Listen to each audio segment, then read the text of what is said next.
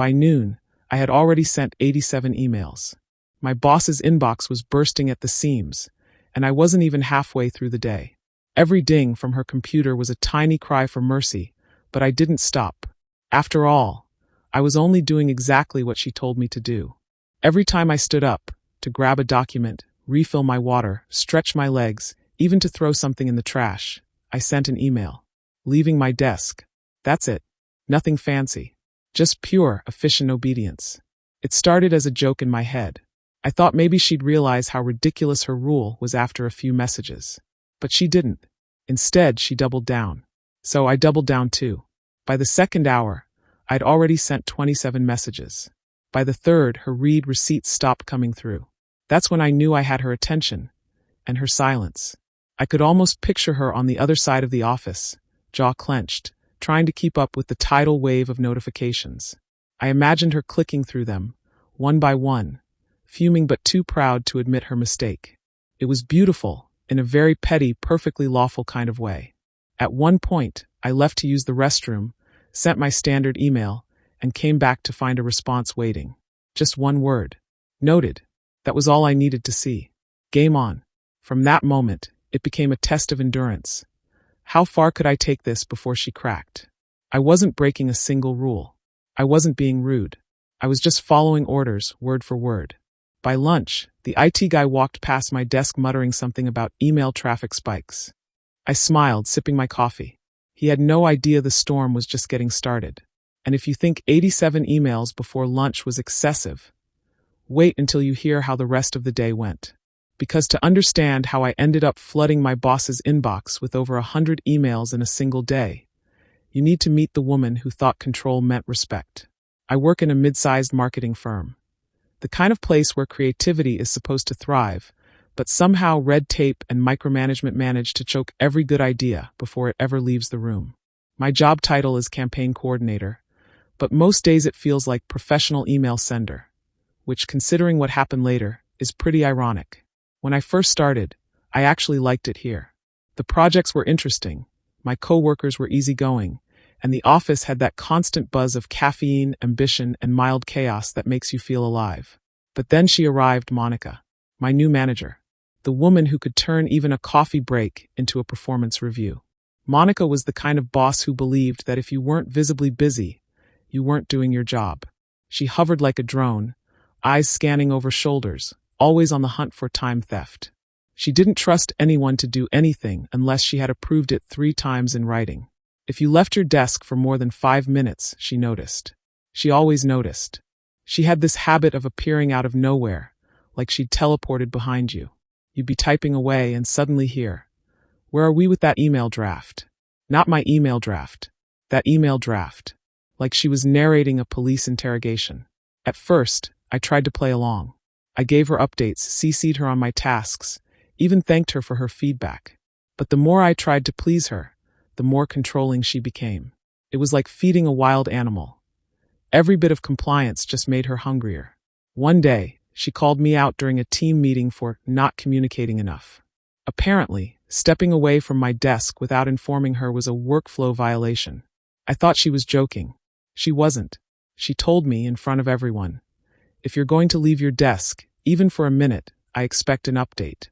I need to know where you are at all times." The room went quiet. My coworkers stared down at their screens, pretending to type. No one dared laugh, though I caught a smirk from Jenna in the corner. She knew exactly how insane that sounded. From that moment on, things changed. Every move I made was watched, questioned, and documented. If I grabbed a file from the printer, Monica wanted to know. If I went to refill my mug, she'd time how long it took me to return. Once, she actually sent me an email asking why my chair was empty. I replied, "Getting paper." She wrote back, "Next time, notify me beforehand." It was exhausting. It was humiliating. And it was only getting worse. That's when I realized something. Monica didn't want communication. She wanted control. And if control was what she craved, I was about to give her more of it than she could possibly handle. It happened on a Tuesday morning, the kind that already felt too long by 9 a.m. I'd barely settled into my chair when Monica called a quick huddle. That phrase alone was enough to make everyone's stomach drop.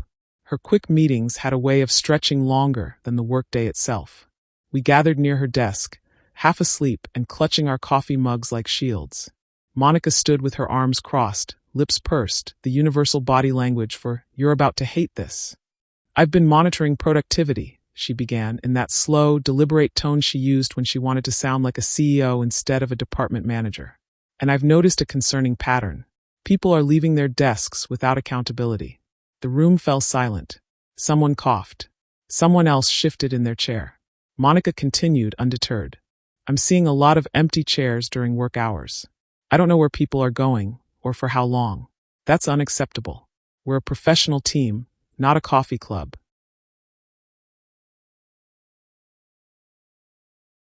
I remember locking eyes with Jenna from across the room. Her eyebrows shot up in disbelief. Even she couldn't believe what she was hearing. Then came the rule. The one sentence that would define the rest of the week. "From now on," Monica said, her voice sharp as a paper cut, "I want everyone to email me every single time they leave their desk. I don't care if it's to use the restroom, get water, or pick up something from the printer. If you step away, I need an email." For a second, I thought I'd misheard her. An email. Every single time. I glanced around. My coworkers were frozen, mouths slightly open, expressions caught between amusement and horror. One guy actually whispered, "She's joking, right?" But Monica wasn't joking.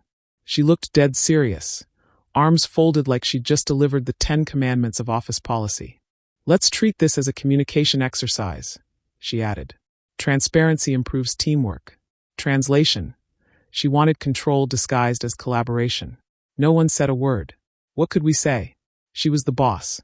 We just nodded and returned to our desks, the sound of clicking keyboards filling the silence like nervous laughter. As I sat back down, I stared at my monitor, trying to process what had just happened. Surely this rule wouldn't last.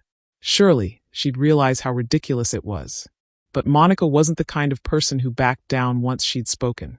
Her ego wouldn't allow it. I opened my inbox and stared at her name sitting at the top of my recent contacts list. There was something poetic about it, like fate was lining up the perfect punchline. A few minutes later, I stood to grab some paper from the printer. Out of habit, I almost just walked away. But then I remembered her new rule. I hesitated, hovering over my keyboard. An email. Every time. I smiled a little. Maybe she was testing us. Maybe she thought no one would actually follow through. Well, I would. I typed out my first message. Subject: leaving desk. Body: going to the printer. I hit send. Simple. Harmless.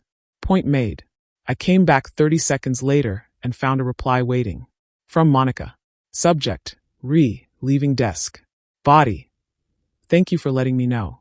Going forward, please make sure you also send one when you return. I stared at the screen. My smirk vanished.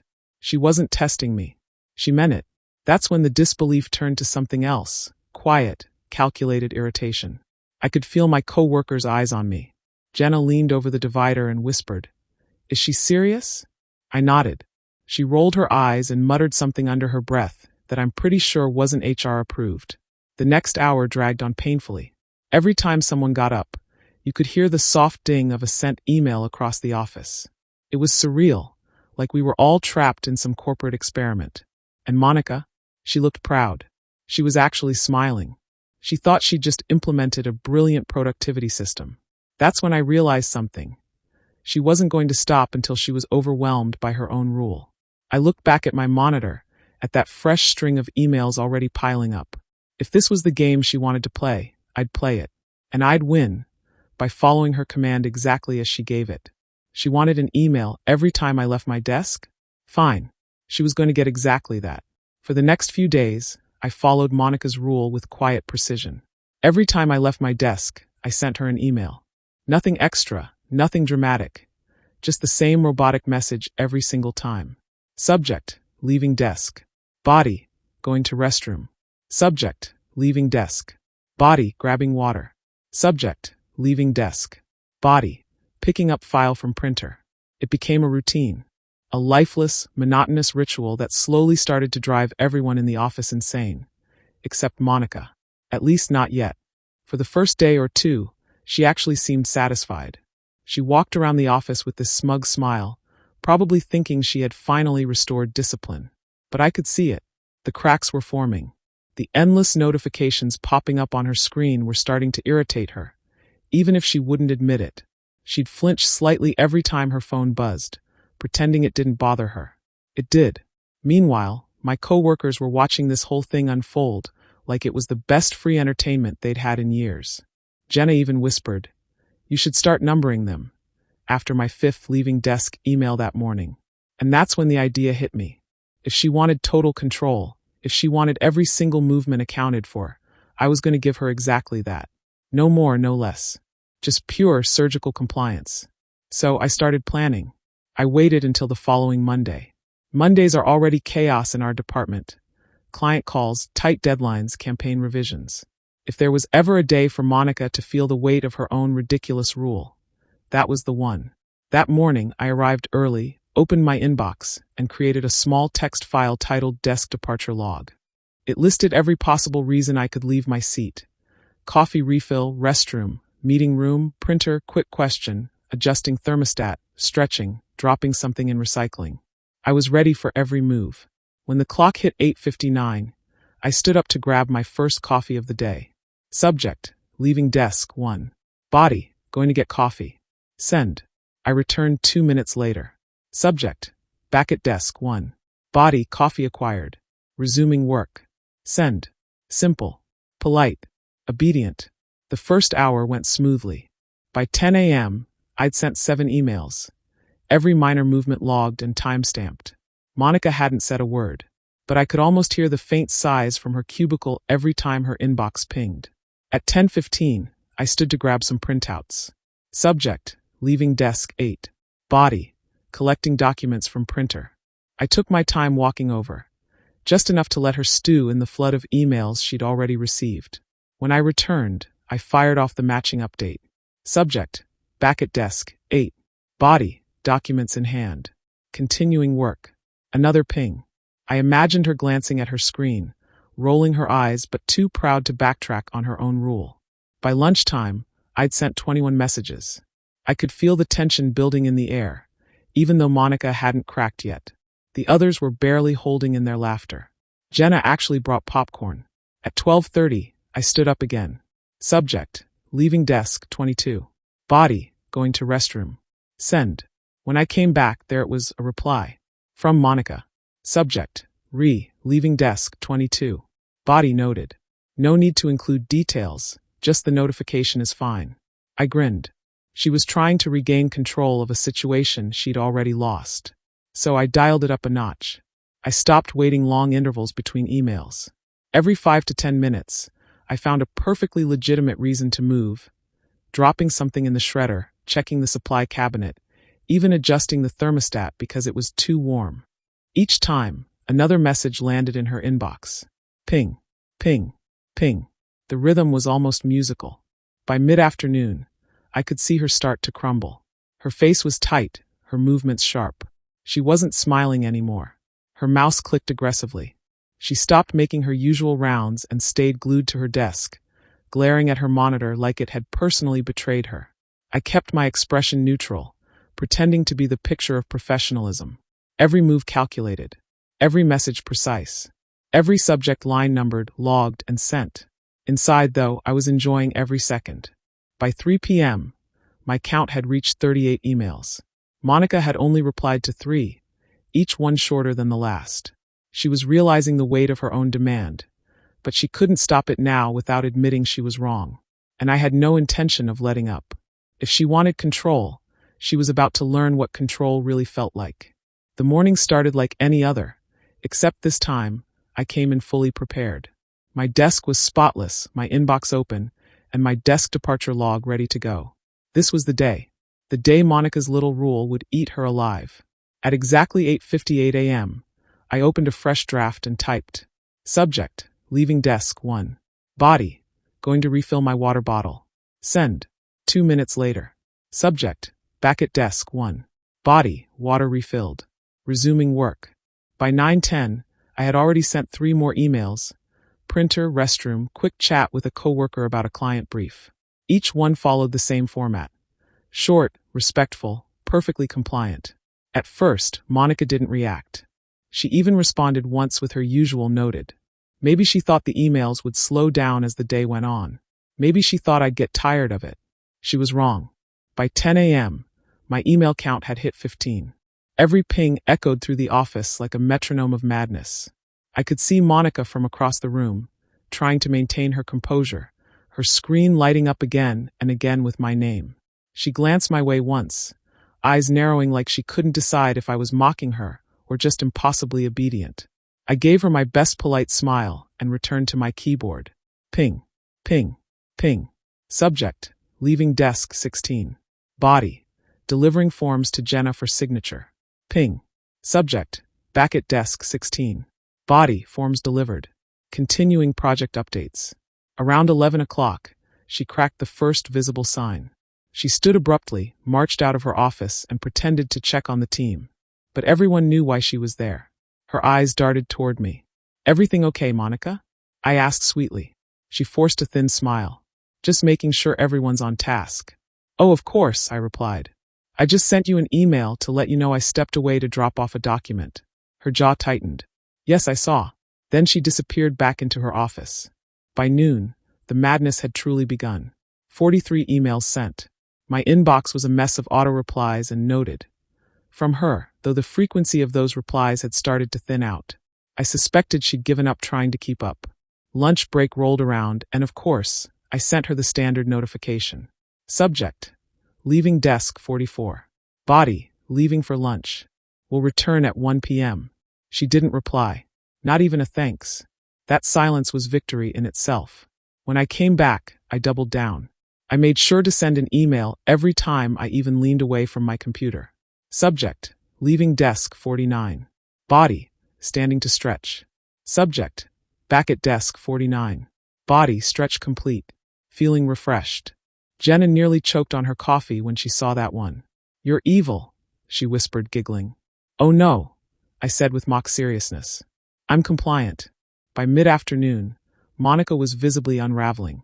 The door to her office was shut, but the muffled dinging of her email notifications could be heard every few seconds.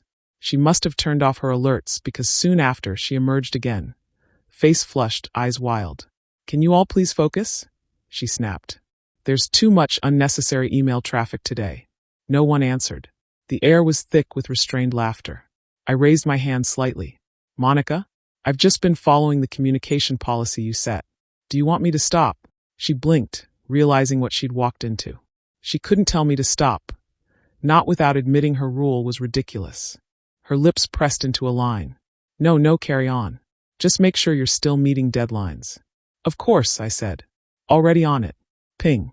Subject, leaving desk 78. Body, going to collect feedback sheets from printer. Ping. Subject, back at desk 78. Body, feedback sheets collected. Continuing edits. By 3 p.m., I'd sent 157 emails. 157. Her inbox must have been a war zone. I imagined her trying to sort through it. Subject lines blurring together, unread counts skyrocketing, her once organized folders drowning in notifications. At one point, IT even stopped by. Hey, Monica, the guy said awkwardly. We're getting reports of unusual internal traffic from your account. Everything okay? She glared at him. It's fine. Meanwhile, I sat quietly at my desk, typing away on an actual project, pretending not to hear. Inside, I was grinning like a villain. By 3:30, I noticed something glorious. Monica's little green available dot in the office chat turned red. She'd gone offline. Either she'd muted her email or shut it down entirely. That was my cue. Subject, leaving desk 157. Body, wrapping up for the day. Heading to the break room for a coffee before end-of-day review. Send. And with that, I leaned back satisfied. I hadn't raised my voice. I hadn't broken a single rule. But I'd made my point loud and clear. In 157 perfectly polite, perfectly justified emails. By the time I packed up, Monica hadn't resurfaced. Her office door stayed closed, blinds drawn. The team exchanged knowing looks.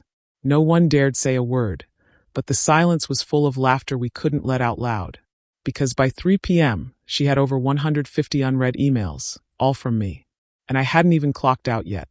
By the next morning, I could already feel the tension in the air. The office was quieter than usual. Too quiet. No one dared mention yesterday's email storm. But everyone knew. You could see it in the suppressed smiles, the hushed whispers. Around 9:15 a.m., my inbox pinged. Not with a rule reminder, but a summons. Subject: please come to my office. Monica. Ah, showtime. I took a calm sip of my coffee, straightened my shirt, and walked over. Her door was half closed, but I could already hear the irritation in her voice as she spoke on the phone. Yes, I know what happened. No, I didn't expect it to be that many emails. She paused, lowering her tone when she saw me at the door. Let me call you back.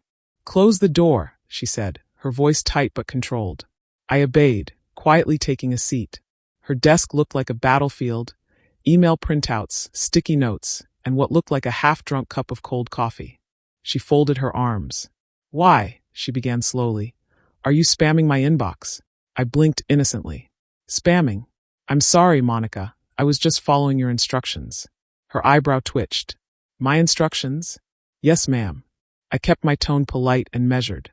You told me to email you every time I left my desk, so you'd know where I was. So that's exactly what I did.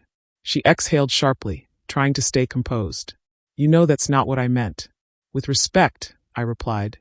That's exactly what you wrote in your directive. I even double-checked before implementing it, just to make sure I was doing things correctly. For a second, she had no comeback. The silence stretched.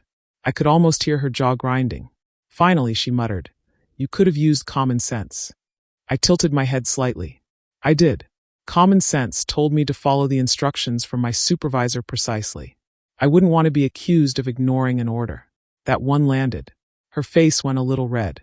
I could feel the subtle shift in power, the balance tipping. She'd wanted control. But now, trapped by her own rule, she was the one who looked cornered. After a few seconds, she sighed and leaned back. Okay, fine. Maybe the instruction was a little extreme. I nodded respectfully. I understand, ma'am. It's hard managing everything at once. Would you like me to continue sending those updates or should I stop? Her eye twitched again. Stop. Please stop. I gave a small smile. Understood. As I stood to leave, she added. And let's just keep this between us. No need to involve anyone else. I paused at the door. Of course. I'll respect your privacy. The irony nearly made me laugh out loud. But the story didn't end there. Later that afternoon, HR sent out a company-wide email. One of those bland, corporate-friendly messages about clear communication practices and reducing unnecessary internal correspondence. It didn't name anyone, of course, but everyone knew what had sparked it. Jenna messaged me the moment she saw it. OMG, they made a policy because of you. I just replied with a single smile emoji. From that day forward, Monica stopped micromanaging. She didn't hover, didn't nitpick, didn't demand to be CC'd on every little thing. In fact, she barely spoke to me unless it was about actual work. And honestly, that was fine by me. The office atmosphere changed, too.